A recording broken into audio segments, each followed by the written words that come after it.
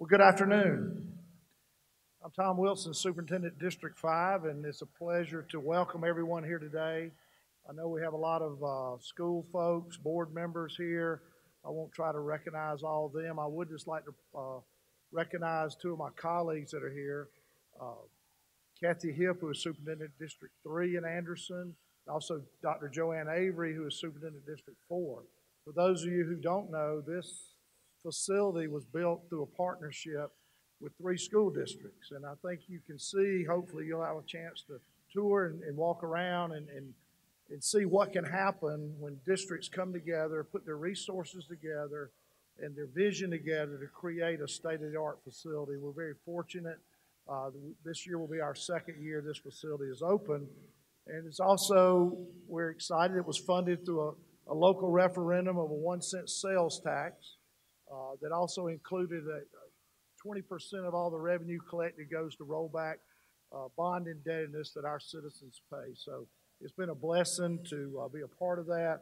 And again, I want to welcome you to Anderson County and to the Anderson Institute of Technology. Also, Dr. Bob Couch is with us. He is the executive director of this facility, and he'll be glad after this is over to answer any questions specifically about what we do here. But now it's my privilege and honor to introduce some folks that will be sharing some comments with you today. And first, we're very honored to have the Honorable Governor Henry McMaster with us to bring greetings on behalf of the state of South Carolina. And Henry McMaster became the 117th governor of South Carolina on January 24, 2017, and was elected to his first full term on November the 6th, 2018. As governor, he has announced tens of thousands of new jobs in our state and billions of dollars in capital investments. A dedicated public servant to South Carolina, Governor McMaster previously served as lieutenant governor and attorney general, and was unanimously confirmed by the United States Senate to become the first U.S. attorney appointed by President Reagan in 1981. More importantly, Governor McMaster is married to his wife Peggy. They have 2 children, Henry McMaster Jr. and Mary Rogers McMaster.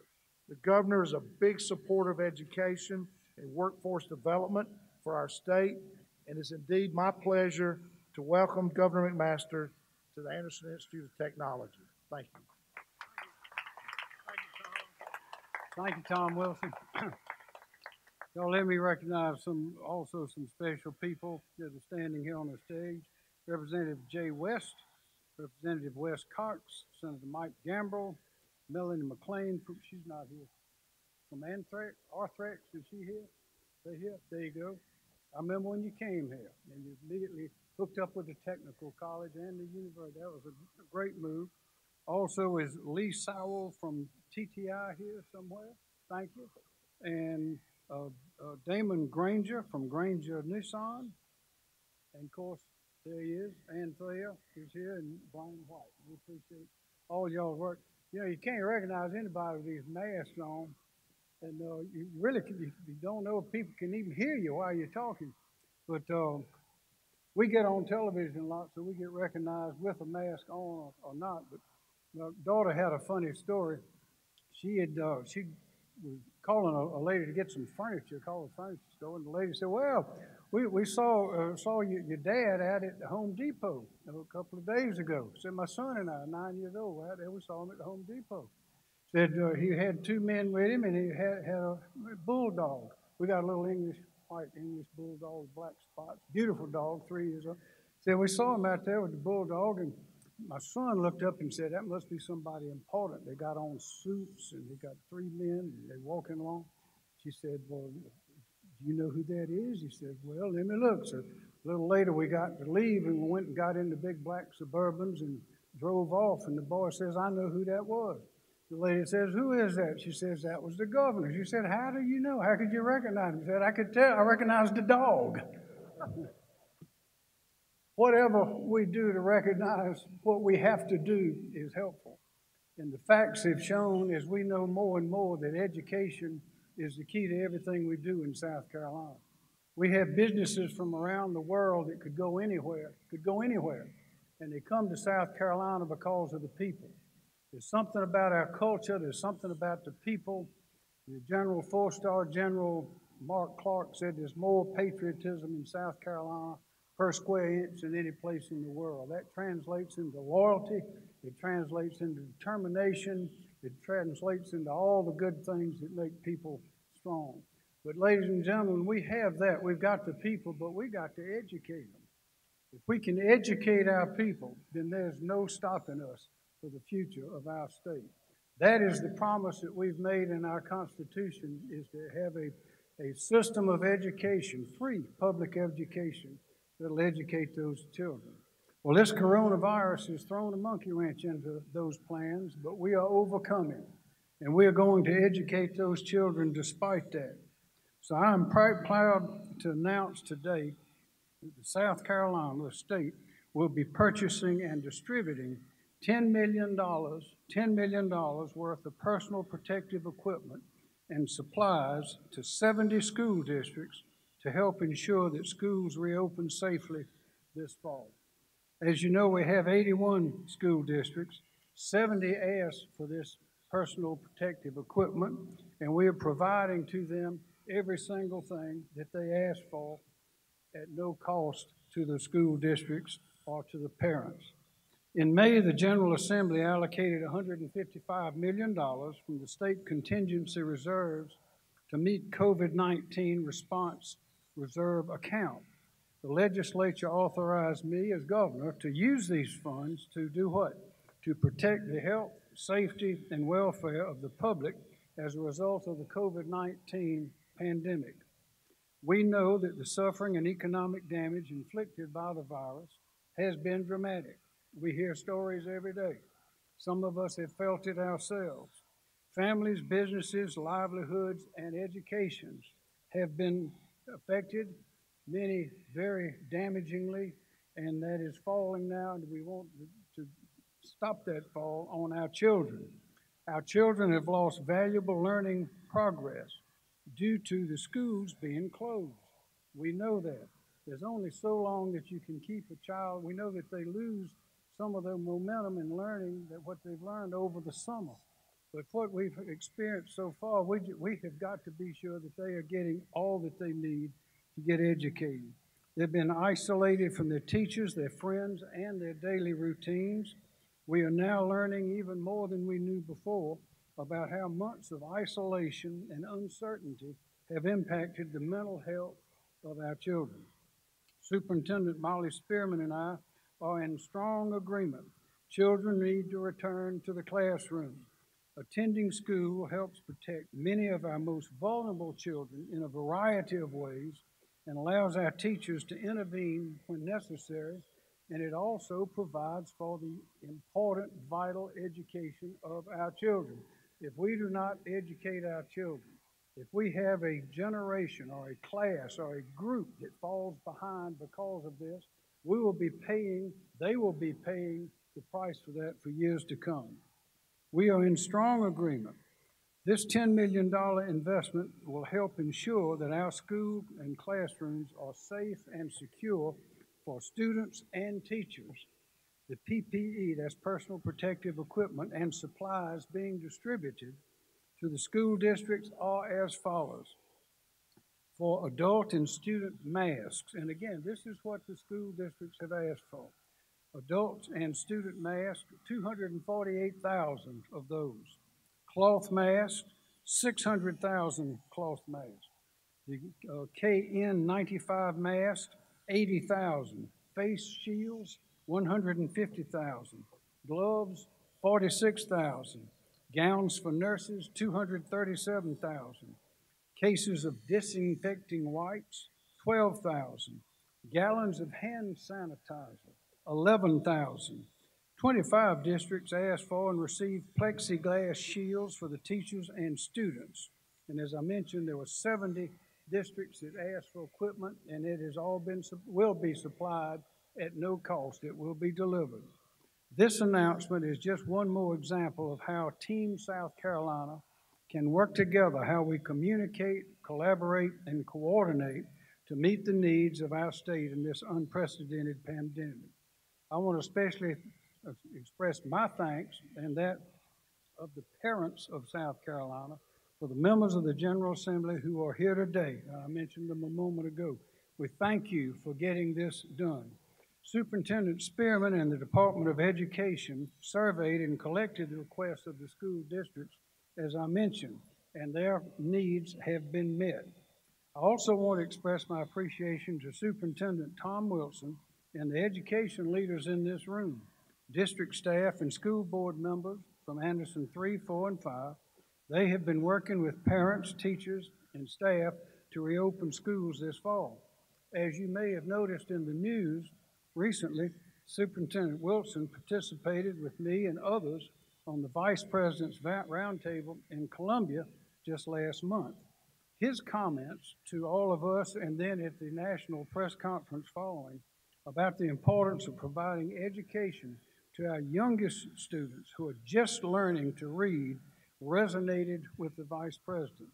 As Tom stated, if we are not intentional, if we are not determined, if we do not do everything that must be done and can be done, a whole generation of our children will be at risk of dropping out of school. And that, ladies and gentlemen, we cannot afford.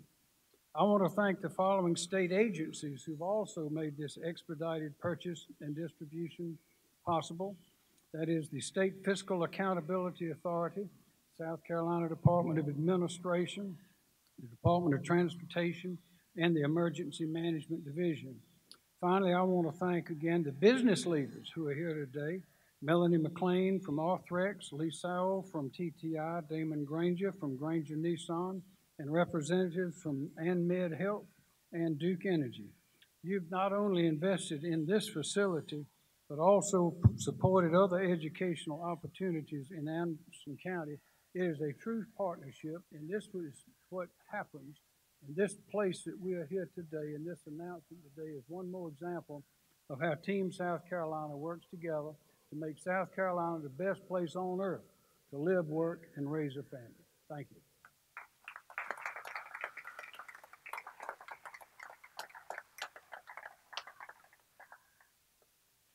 Thank you, Governor McMaster, and again, it's an honor and a privilege to have you in Anderson 5 and at Anderson Institute of Technology. It's now my privilege to introduce State School Superintendent Molly Spearman. I've worked closely with Ms. Spearman, as other superintendents have, and we met a few moments ago. She called and wanted to meet with some principals in our district and had some very candid conversations with them about reopening plans. And we do appreciate you listening to the folks that are on the front lines. But Superintendent Spearman has been a big asset during this with our conference calls and working with that, and we just can't appreciate her work as well as the governors in providing resources we need. Molly Spearman was elected as the 18th State School Superintendent of Education on November the 4th, 2014. A native of Saluda County, Superintendent Spearman has been a lifelong champion for public education and has classroom experience as a former music teacher and was an assistant principal. She served 4 terms in the State House of Representatives, was Deputy Superintendent of the State Department of Education, and for a decade served as the Executive Director of the South Carolina Association of School Administrators. Superintendent Spearman understands the important role that public education plays in our state and our communities. It works to ensure that our students, teachers, and staff are provided with the necessary tools to be successful. Superintendent Spearman, on behalf of all of us in attendance today, thank you for your support and thank you for sharing your comments. Thank you. When there's a problem or challenge and people come together to make a solution, we need to celebrate that, and that's why we're here today. Reopening schools is a challenge, but good people have come together and we believe we are ready. We're ready for children to come back to school, for teachers to come back, and we want to make it safe. Governor McMaster, thank you for all your support. He said to me over and over, just let us know what you need and we'll make it happen. To the legislators, thank you all for supporting us with the allocation of the CARES Fund money. And to all the educators, thank you for what you are doing to put really strong, safe reopening plans together. I enjoyed speaking with the principals and Dr. Wilson, his folks here in Anderson 5. I know the same is true for the other Anderson districts. You've got a great group, wonderful leadership here, and they have really thought about, I believe, just about everything in order to be prepared for the children to come back, for parents to feel safe, and for us to have a successful year. So I'm just thrilled to be here today, and I want the folks here in this upstate of South Carolina to know that our school districts are ready. We are doing everything possible to make sure that the classroom is safe, that the expectations are high, much higher than they were in March when we did that emergency learning. The expectations for students, for our teachers, our faculty, for all of us is high, and we're going to have a great year, and we're going to come in and we're going to be wearing those masks, washing our hands, using the sanitizer, standing behind the plexiglass when we need to, everything we can possibly do to keep our children safe. So thank you all for being here today, and Governor, thank you for your support of public education.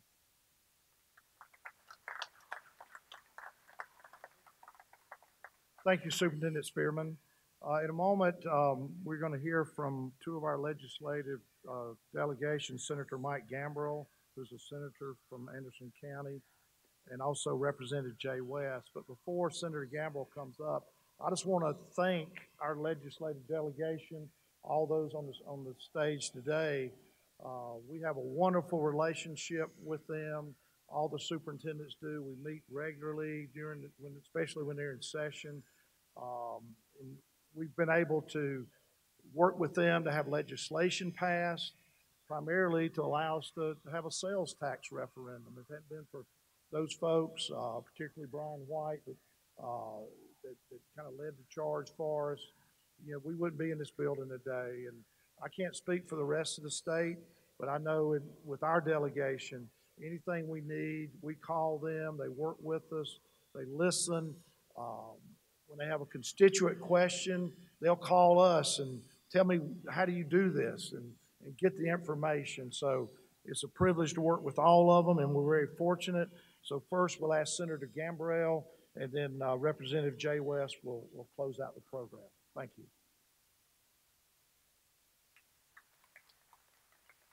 Thank you, Tom. Appreciate everybody coming out today. And I just want to say a huge thank you to the governor, Molly.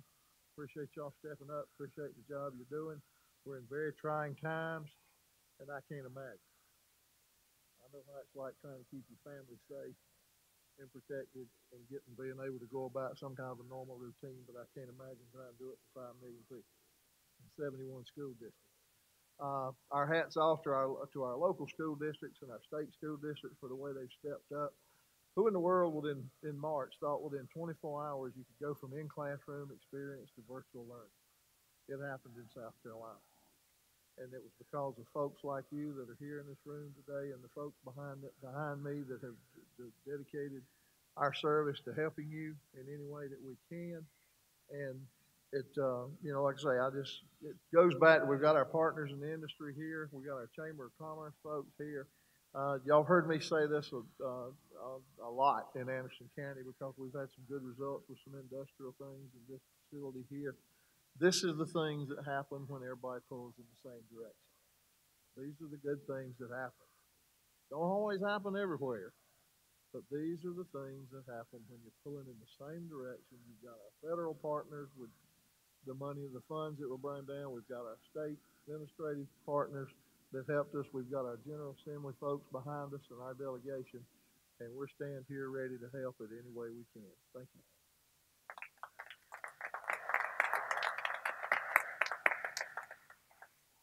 Superintendent Spearman, thank you for coming again, and Governor, you as well. The governor's always been very involved in economic development in this state, and that's what set South Carolina apart from other states. And it can be a very confusing time when you have to worry about different facets of the economy. You have to have workforce prepared to go. You can't let supply chains and logistics fall apart. It's a very difficult time when we face a pandemic like this. But the one thing that I can say is the governor's phone rings constantly from interested parties, whether they're state agencies or companies, corporations, schools, parents. He answers those calls, and the easiest thing to do is to politicize something like this and make it an issue based on polls and what people think. But I knew when our governor, Henry McMaster, became governor, that was not going to be the issue because he has proven time and time again out of a career of public service that he loves this state of South Carolina and he loves the people that live in the state of South Carolina. He's not going to allow issues to be politicized.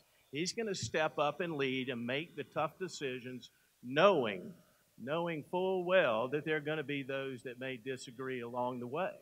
But leadership doesn't coalesce around different opinions only to move forward with their own agendas in the end. And so, Governor, welcome back to Anderson.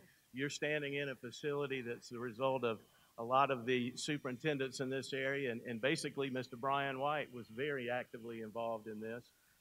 And I know our industries here, TTI is here today. They were an active part of this, and we appreciate you all being here. And Governor, I can tell you, I know there's not many people in this world right now that would want to sit in your chair. But you've done very well, and you've made the tough decisions. I'm sure there are a lot of people that don't agree at times, but they're going to agree with the other ones. And we appreciate you and the way you've stepped forward and taken the lead on this. Thank you very much.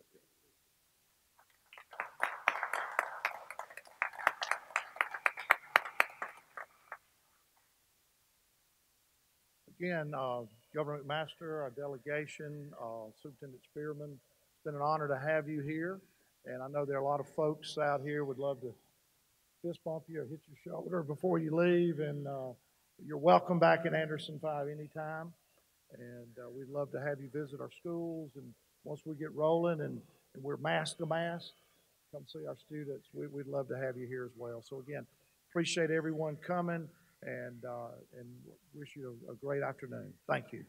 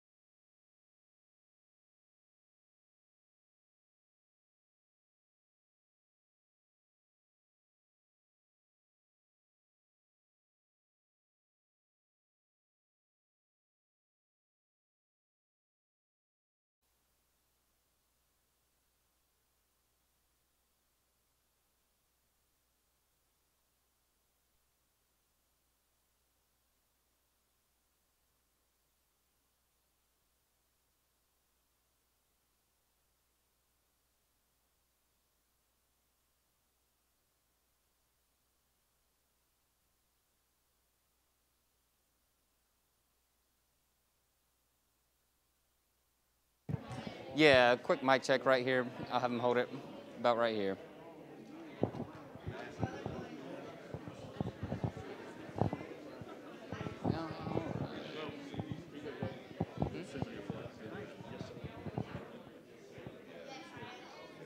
I'm gonna have you just stand here for it and I think hold that's this.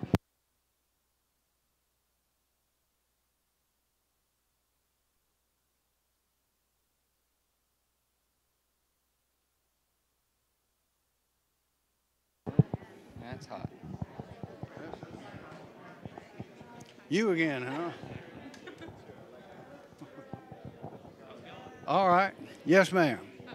Governor, there is a petition right now to get the Supreme Court to hear a case for expansion of absentee voting. Yes.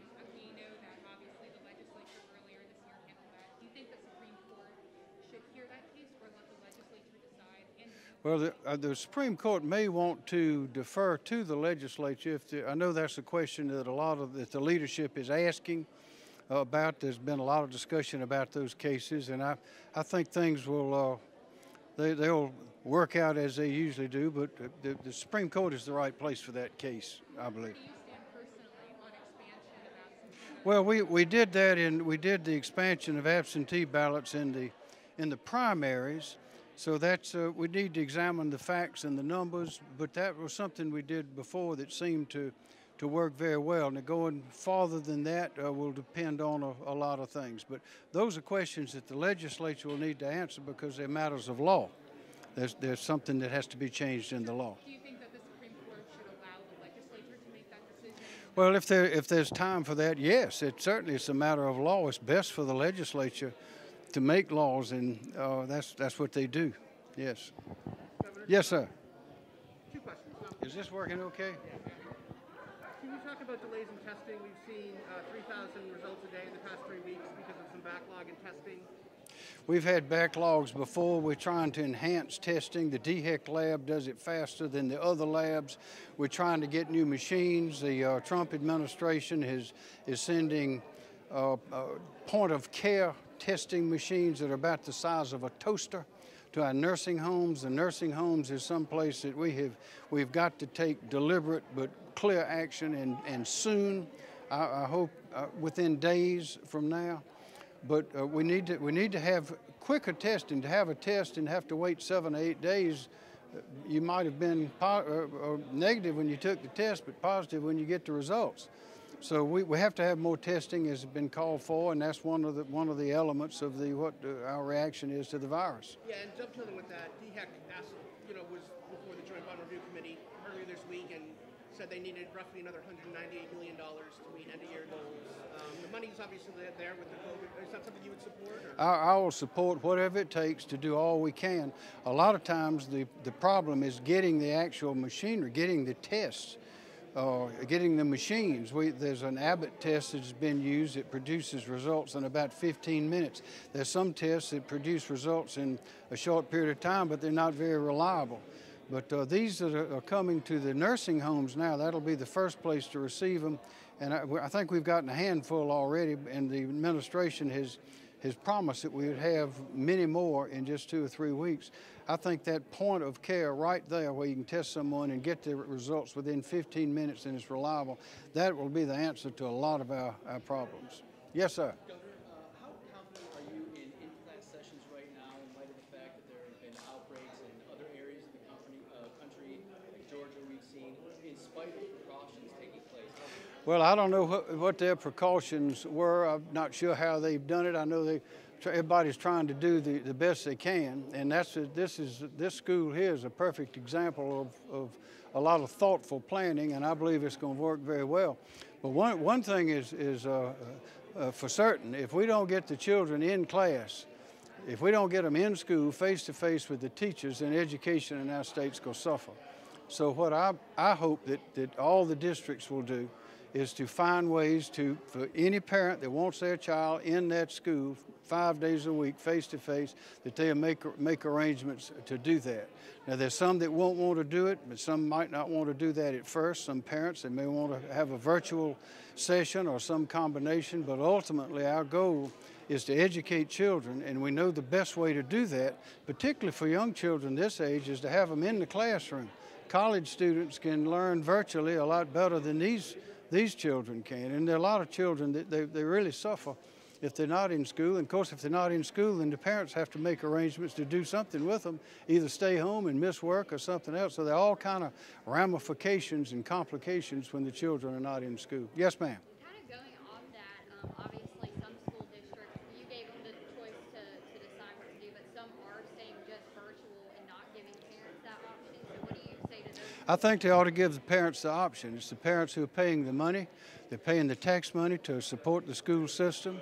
I think the parents need to have the option. If all the parents are not going to want to send the children to school, at least not initially, so that cuts down on the number of students that will be in school. That allows for more social distancing and all the things that they've done here at this school. The superintendent said that I think he said it's about 50-50. The parents, 50% will be sending their children. The other 50 won't, at least not initially. But I think this is a question that it ought to be the parents' choice, and the school districts should respond to that in the best way they can. Yesterday we saw DHEC put out sort of a breakdown of how masks have worked. Yes. The 40% of areas in the state that have masks are showing a decline in cases. Yes. The areas that do not have mask ordinances are showing a little bit of a spike. I'm wondering if you could have gone back months ago, would you have enforced a statewide requirement? No, Did those counties do a statewide?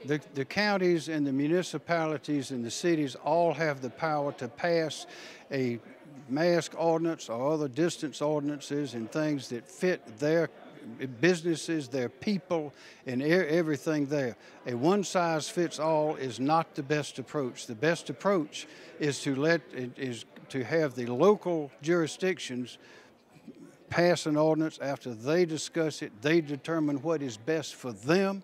If you read those ordinances that they've passed in various cities and various counties, they're all different. Some do one thing, others do another. That shows one size does not fit all. That also shows they have the capability with their police, with their authorities in those counties, in those cities, to enforce their ordinance.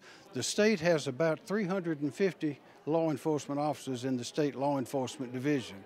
The counties and the municipalities have thousands, and they know their people, they know their businesses, they know their locations, they know their events. That is the better way, and that's what I'm encouraging. Would you recommend to those municipalities and counties that don't have mask requirements?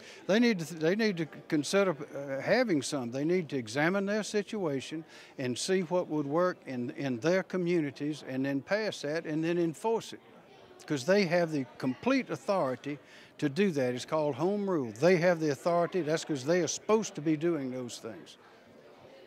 Yes, sir. Governor, some teachers are concerned in regards to class size. Some of them have 25, even 30 students in their classes. Some concerns arise about social distancing. How would you address those concerns with teachers who have larger class sizes? Well, that's a question for the principals and the districts and the teachers and, of course, the parents to work out. But you have to have, according to all the information we know, that is highly preferable now under all the guidelines to have some distance, like they're doing in this school. If you've seen the classrooms, they have where they used to have two seats together. They're just using one of those seats on a desk. That's the way to do it. There are all sorts of options for using other rooms or other facilities. And because a lot of the parents are not going to choose, at least at first, to send their children back to school until they have confidence in the procedures, there should be enough room to make the accommodations, perhaps by scheduling and otherwise, to meet those guidelines. Yes, sir. Decide to fund the PPE? We had a press conference. That money has been available. I have announced it. We announced it, and then we had a press conference, I guess about 3 weeks ago, at which I reminded everyone that if they need this protective equipment, to let us know. And it's at that time that the requests started coming in. And I understand it's 70 districts out of our 81, which includes the charter school districts, that have asked for the equipment. As the school year goes on, will school districts be able to request maybe more funding for more PPE? Yes, we have money, we have more money available, and if they need more, we'll provide more. On the issue of CARES Act money, lawmakers obviously return to the Capitol next month. Most of that CARES Act money, all that CARES Act money needs to be spent mostly by the end of the year. Have you been involved in talks with Leatherman and Chairman Smith? Very much so, and a number of things. One of them is getting broadband out into the areas for a lot of reasons, for health, also for education. There are a lot of needs we have.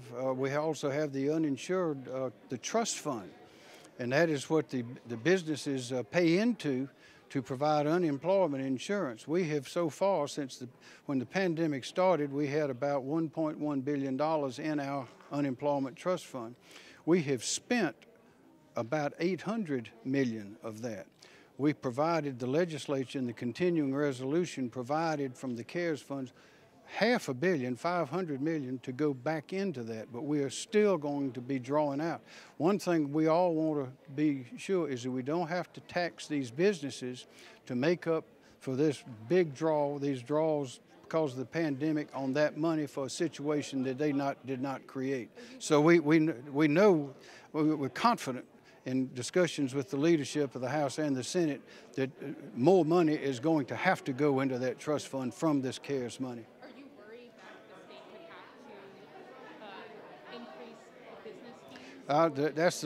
That is the last thing that any of us want to do. That's why we're determined to, with Director Elsie in the Department of Employment and Workforce, to keep tabs on exactly how much is going out, how much is coming in. A lot of this involves the Board of Economic Advisors to give us some suggestions as to how much we can expect, but we do not want to, and I do not want to, and will oppose vehemently raising taxes on the businesses to pay for this, the money leaving in the uninsurance trust fund because of the pandemic. They didn't create the situation. This is something totally out of their control.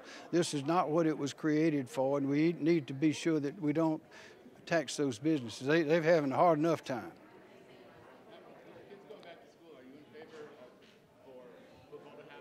Yes. I'm in favor of football to happen. I'm in favor of all athletics to the extent that we can do it, and we have provided a mechanism for that. In my last executive order, the most recent one, allowed the applicants that want to have an event or a football game or things to send their plan to the Department of Commerce, where it will be examined according to all the guidelines if they have more than 250 people, and they will either be authorized or not authorized. And I'm confident with the universities and with the talent that we have in those institutions, that they can produce a plan that will work. But yes, athletics, football is very important to this state. It's very important to the athletes and their families. It's important to the institutions, and all of us love good competition like that. And that's our success in these things, in football and basketball, and others have helped the reputation of the state and help us stand above many other states when people around the world are looking for a place to come invest hundreds of millions of dollars. They may have heard of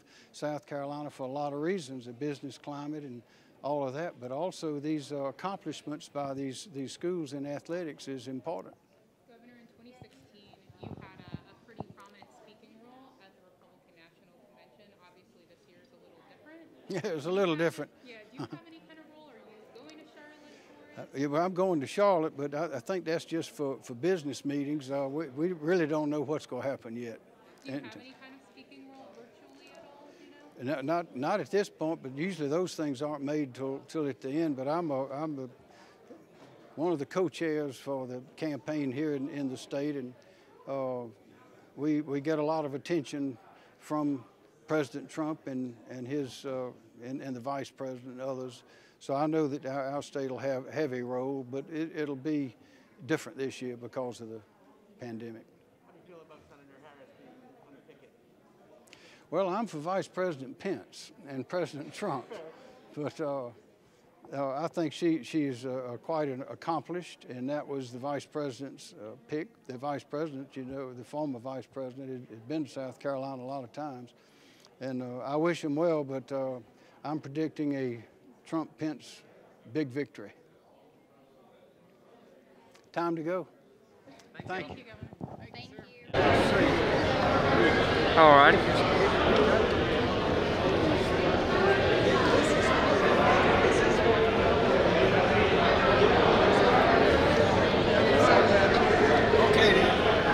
Yes, ma'am.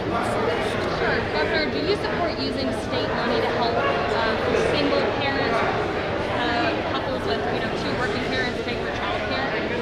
We hope we don't have to get to the point of that, with all provisions being made for that sort of thing. The Department of Social Services is looking into that. What we want to do is try to get the children back into the schools as quickly as we can. This virus has demonstrated once again more vividly than times before all it is. 750,000 or so school children we have that go to the public school system need to be in school. Everybody needs to be in school, but it's our job to be sure that those who are in the public school system are able to go and learn with the best teachers, the best facilities, because we know we got the best people. We can just educate them in things we need to find. What kind of timeline are you looking at for that? I know I talked to one parent recently who's spending $600 a week to send their 2 kids to daycare. That's the problem. That's why the superintendent and I and the district superintendent all agree the best place for the children is in the classroom. That's what the classrooms are made for. We want them to be safe. We want them to be comfortable. We want the parents to be comfortable with that. But you're right. If you have 2 parents working, or maybe a single parent, they got to go to work. And we know that there are some daycare centers that are open for some young children, but the more schools are open, the more children going into those classrooms, and the better it is. We must do it safely. Yes, sir. Yeah, did you see Trevor Lawrence's tweet about being on the field is better than going home? You said than going home playing football. Playing football is better than going home. Any reaction to college football? Yeah, I'm looking forward to college football. We've been in touch with the schools, and as well as our Department of Commerce has the authority for any big gathering to allow that big gathering if they meet certain conditions to show that it's going to be as safe as we can make it. And I'm sure that our schools have plenty of talent to develop the kind of plans just like businesses have done. Just as the schools are attempting to do, just as others have done, to see that we can do that. We're all for football. We must have, a lot of sports play a big part in the lives of a lot of young people, as well as the happiness and the satisfaction of everybody else, and also they bring a lot of credit to our schools. I bet with business leaders after Clemson in the national championship, they couldn't find Clemson on the map, but they knew what Clemson was, and they were interested in Clemson University because of that team. Same thing for the Lady Gamecocks in Columbia, going state winning, and they would have won again recently. All those things are very important. Governor, why choose to make this announcement in Anderson? Why choose to make this announcement in Anderson? Well, one reason is because of this magnificent facility. I was planning on being here before, and because the virus was unable to be here. But also, Tom Wilson has taken the leadership role in getting the children back into the classrooms. Anderson is a beautiful place. It's growing as we came in. It seemed the houses and businesses sprouting up like mushrooms. It is a beautiful part of the state, and we wanted to be here to make this announcement. We're also going to Johnsonville and also Kershaw to make a similar announcement. We wanted to do this in Anderson today. What about the school districts who have that gap, who are spending a lot of their money now on technology just to catch up to facilitate e-learning or virtual learning, versus the school districts who might be more well off monetarily? Well, we have this coronavirus funding available. The superintendent has received a lot. We have some that we can use, but there are a lot of things, a lot of needs for that money because a lot of people have been affected by the virus. But we would do the best we can to see that everybody has all they need. And as I mentioned today, this $10 million, that was everything that those school districts asked for. From gowns to gloves to sanitizer to shields to masks to coverings. That was everything that every one of them asked for. At no cost to them. Are you expecting to have to replenish that at some point? I think we may have to, but that's why we haven't spent all the money because we don't know what's coming around the corner. Master, what are your thoughts on the St. Randall case being sent to the states? I think that's a good place for it to be. I have confidence in our court. The safe grant money, which is not tax money, it's not state tax money. This was money that was sent as a part of the coronavirus fund. There are a lot of people that are working 2 jobs to have their children go to a non-public school. There's a school at the private school that have to pay for it. But not to be able to keep them in there, and some others have wanted to go. They just can't make it because they've lost their job or they are off one of the job. So this virus is affecting everybody. So this money is just schools coronavirus money. They know the schools like a voucher. Those the parents apply to receive the money, and if they in the school qualify, then their tuition is paid. And how is that considered indirect funding? Direct funding would be something that goes right straight to the school. This is not going straight to the school. This is up to the parents. These are parents' choice. And it's similar to the first steps and also the state tuition grants agency, both of which have operated under the same rules as this for years, without challenge. Governor, what do you make of the trend right now in coronavirus cases, deaths, and hospitalizations? They're too high. We want them to go down. We are doing a lot of testing. There are many sites that are set up around the state every day. You can go on the websites. You go to Accelerator SC, go to DHEC's website, go to all of them. And you can find out where they are. We're keeping testing. Our trends are starting to go down. It's looking good. One thing is that the death rate is something that is a really important thing to look at, and that is trending downward now. That's good, and of course from the age 1 to 19 up to 20, I don't believe we've had any deaths in South Carolina. The younger people, as we know, are very young, don't get the virus, and if they do get it, they don't get very sick, and if they do get sick, they don't end up going to the hospital. That's been the trend around the country, so we're hoping that will continue. But one person getting sick, one person going to the hospital, one person dying, of course, it's too many. But we're working as hard as we can, doing everything that we know how to do, in constant contact with people in Washington, Centers for Disease Control, as well as the governors and health officials, education leaders, parents, everybody, to try to get the best idea and figure out exactly what to do in South Carolina. And so far, I think we've made good choices, and I think it's showing. Our unemployment rate is going down, and some of these contagion rates are going down. So we want to keep that going, and we look forward very much to keep it going and continuing accelerating those good trends as we go forward, particularly as these children go to school. Got time for 2 more, guys. The last question I had, Governor, was with the President's executive order regarding unemployment benefits. It's been reported that that's $22 million coming out of South Carolina's pockets. How do you? Well, that is if the program is implemented, and that depends on the details. There's the discussions among the Treasury officials and others about whether the states will have to pay 25%, whether that can be forgiven or whether it can even be waived at the very beginning.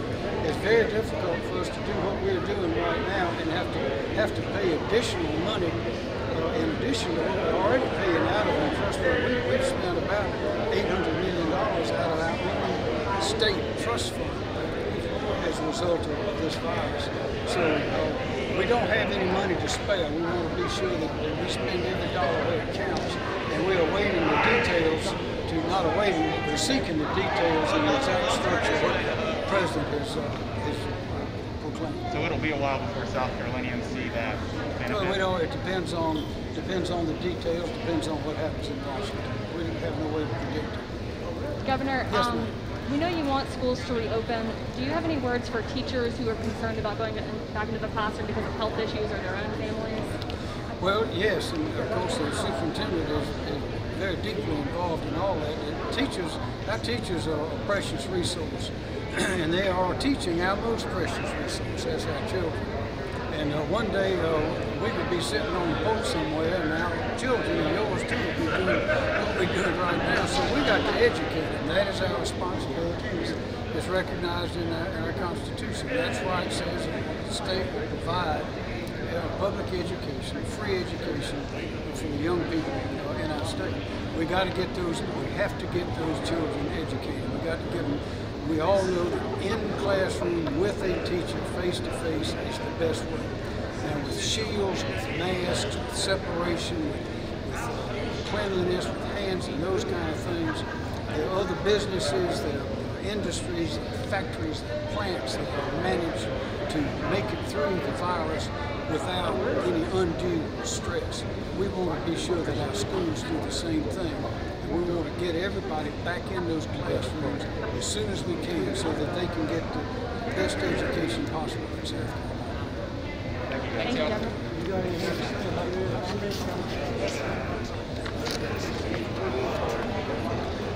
All right, I'll get it to you. Thank you. Yes, sir. Good to see you. Yes, sir. Okay. So what happens in Georgia doesn't happen here? Rebound. That's school that had 800 people. Yeah. My sister's going to UGA this fall. I'm like in person? Yeah. She just got corona though, so I'm like, oh, I hope you're all right. When are they starting? She moves in on Friday. How's she feeling about it? She doesn't care. Like, she's been hanging out with her friends, you know. She just got it, and she's like, okay. So, I mean, I don't know. I feel like, I'm like, you're going to be back home, like, by Thanksgiving, I'm sure. I feel bad for all of you. She's a freshman?